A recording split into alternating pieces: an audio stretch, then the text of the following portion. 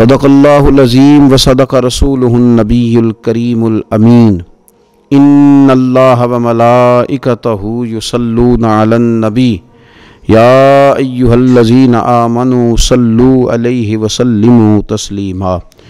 الصلاۃ والسلام علیک یا سیدی یا رسول اللہ وعلی آلک واصحابک یا سیدی یا حبیب اللہ۔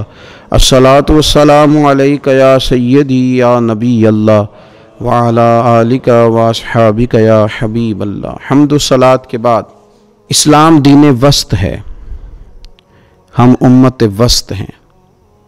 ہمیں اللہ تعالیٰ نے درمیانی چال چلنے کا حکم دیا ہے۔ ہم کسی معاملے میں نہ حد سے گھٹیں گے نہ حد سے بڑھیں گے۔ ہمیں حکم دیا گیا ہے کہ سخاوت کرو، اللہ کے راستے میں خرچ کرو، لیکن اسراف سے منع کیا گیا۔ ہم فضول خرچی نہیں کریں گے، ہم اپنی چادر دیکھ کے پیر پھیلائیں گے۔ جس طرح ہمیں اسراف اور فضول خرچی سے منع کیا گیا، اسی طرح ہمیں بخل سے یعنی کنجوسی سے منع کیا گیا۔ بخل یہ ہوتا ہے کہ انسان نہ اپنی ذات پہ ڈھب سے خرچ کرے، اللہ تعالیٰ نے جو اس کے ذمہ داریاں لگائی ہیں نہ ان کی طرف توجہ کرے، اور نہ ہی وہ دوسروں پر خرچ کرنے کا خیال بنائے۔ قرآن مجید میں اللہ تعالیٰ نے فرمایا الذین یبخلون، فرمایا بے شک وہ لوگ جو بخل کرتے ہیں، وَيَأْمُرُونَ النَّاسَ بِالْبُخْلِ، اور لوگوں کو بھی بخل کا حکم دیتے ہیں، کنجوسی بھی کرتے ہیں، دوسروں کو بھی کنجوسی کا مشورہ دیتے ہیں۔ فرمایا وَيَكْتُمُونَ مَا آتَاهُمُ اللَّهُ مِنْ فَضْلِ، یہ وہ لوگ ہیں کہ اللہ نے جو انہیں اپنے فضل سے دیا اسے بھی چھپاتے۔ خدا نے اپنے فضل سے دیا ہے لیکن ہر وقت ان کی زبان پر رونا دھونا ہے، ہر وقت اپنی کمزوری کا اظہار کرنا۔ حضرت ابو الاحوص رضی اللہ تعالیٰ عنہ فرماتے ہیں کہ میرے والد گرامی نبی پاک صلی اللہ علیہ وسلم کی بارگاہ میں گئے تو بال بکھرے ہوئے تھے، حال پرا گندا تھا، کپڑے پرانے پھٹے تھے۔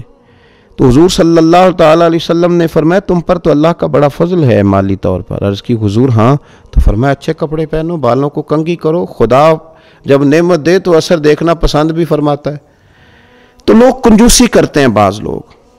لطف کی بات یہ ہے کہ جب ان کی طرف مال آ رہا ہوتا ہے پھر وہ کوئی حساب نہیں کرتے، اتنے لاکھ پرافٹ ہو گیا تو اس پہ کوئی پریشانی نہیں، لیکن جب واپس زکوٰۃ دینے کی باری آتی ہے پھر وہ بڑے پریشان ہوتے ہیں، پھر ان کو قرض بھی یاد آتا ہے، پھر ان کو فلاں چیز بھی یاد آتی ہے۔ ٹھیک ہے آپ ساری چیزوں کا خیال کریں، لیکن اپنے دل سے بھی تو سوال کریں نا کہ لیتے وقت اس نے کوئی گھٹن محسوس نہیں کی، کروڑوں آئے لاکھوں آئے تو لے لیا، اور جب واپس اللہ تبارک و تعالیٰ نے جو حقوق رکھے تھے، جو فرائض رکھے تھے، جو ذمہ داریاں رکھی تھیں، وہ ذمہ داریاں جب ادا کرنے کی باری آئی تو پھر دل گھٹن کیوں محسوس کر رہا ہے؟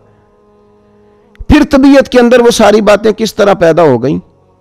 جب لیتے وقت ہم نے اللہ تعالیٰ نے دیا تھا اور ہماری محنت سے طلب سے بہت بڑھ کر رب نے نوازا تھا، تو وہی مالک اگر فرمائے کہ میرے راستے میں واپس خیرات کرو، پھر ہمیں خیرات کرنی چاہیے، سخاوت کا مزاج بنانا چاہیے۔ یہ جو بخل ہے، یہ جو کنجوسی ہے، یہ انسان کو دور کرتی ہے۔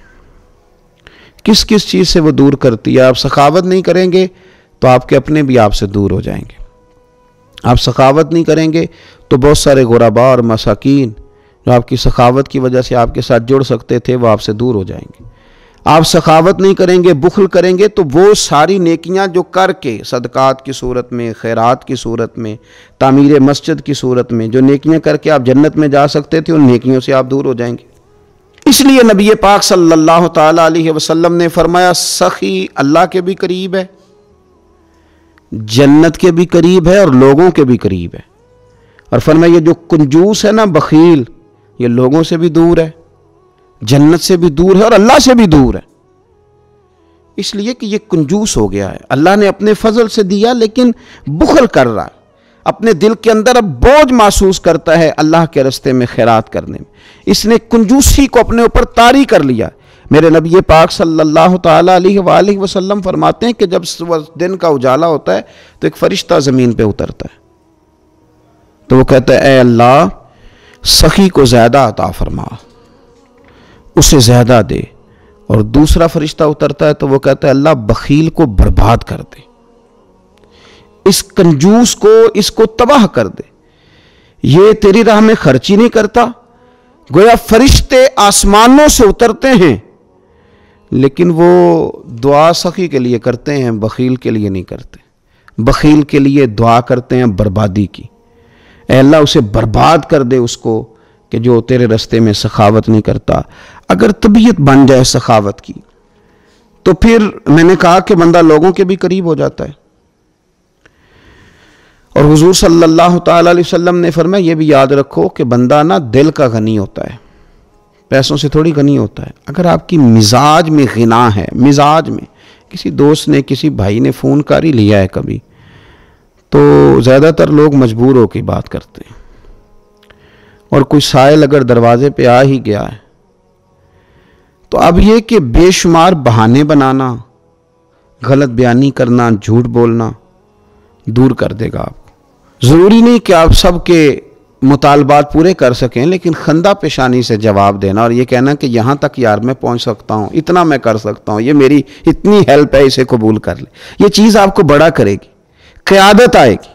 اور یاد رکھیں کہ سوسائٹی کے اندر، معاشرے کے اندر جن لوگوں نے قیادت کرنی ہے کسی بھی طبقے کی، کسی بھی گروہ کی، اپنے گھر کی، خاندان کی، ان کا سخی ہونا ضروری۔ میں کہہ چکا ہوں کہ اسراف نہیں، اپنی چادر سے بڑھ کے نہیں، پر اپنے وسائل میں رہ کے جو آپ سخاوت کر سکتے ہیں وہ تو کریں نا، لیکن اپنے وسائل میں رہتے ہوئے بھی کنجوسی کرنا اور آگے نہ بڑھنا اور اللہ تبارک و تعالیٰ کے بندوں سے روک کے رکھنا، یہ مسلمان کا طریقہ نہیں ہے۔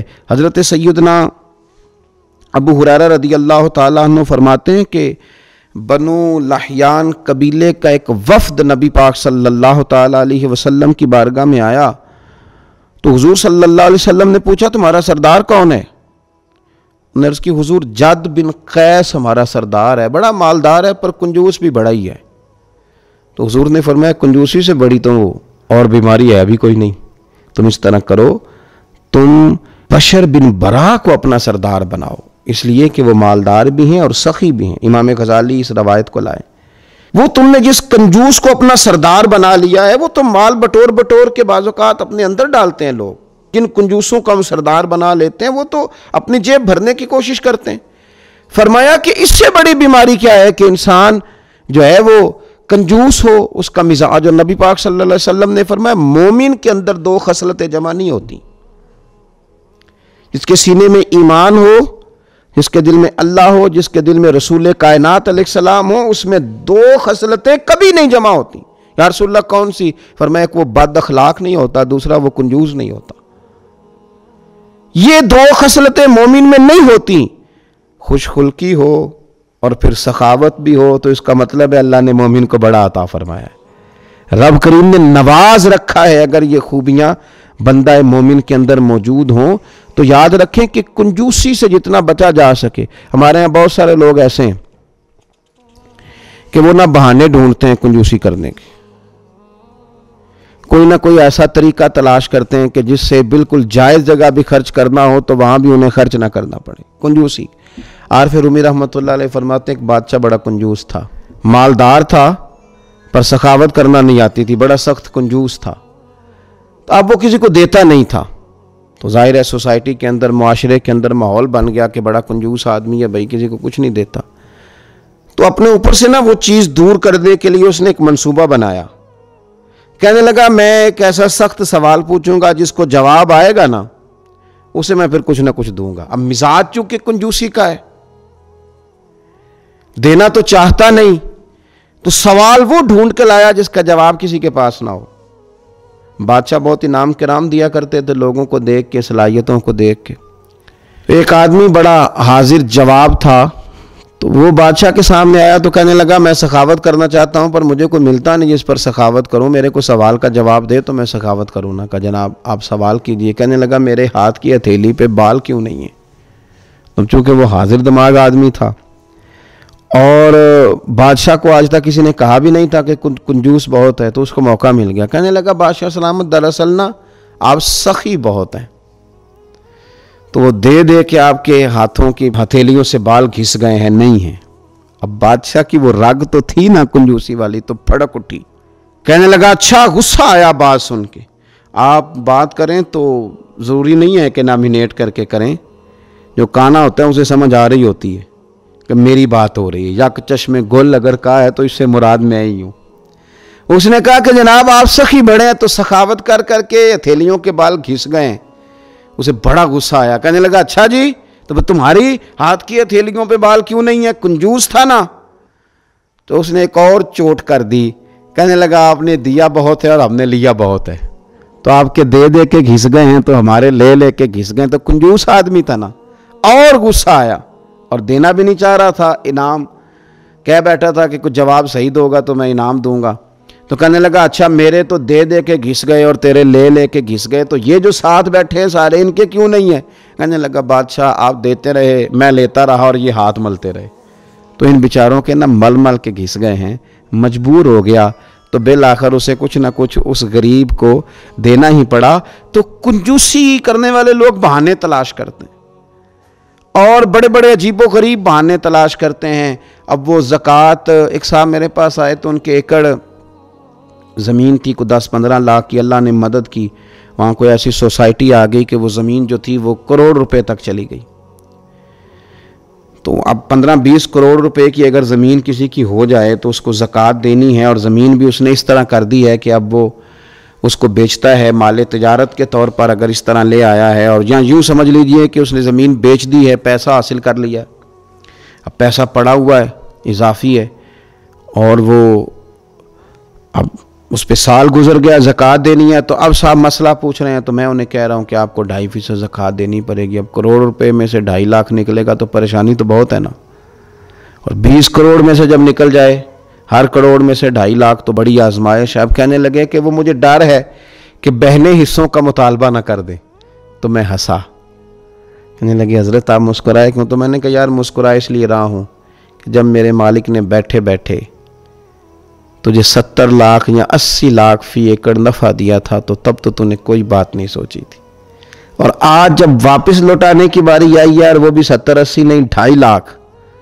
تو تجھے یہ خیال آ گیا کہ کوئی فلاں کیس نہ کر دے، تھوڑا انتظار کر لوں۔ تو بہانے نہ بنائیں، زندگی کے اندر کنجوسی نہ کریں۔ یاد رکھیں کہ بہت سارے لوگ ایسے تھے جنہوں نے کنجوسیاں کر کے مال جمع کر کے رکھا تھا، پھر ان کی اولادوں نے پیچھے سے اس مال کو اس طرح اجاڑا ہے، اس طرح تباہی کی ہے۔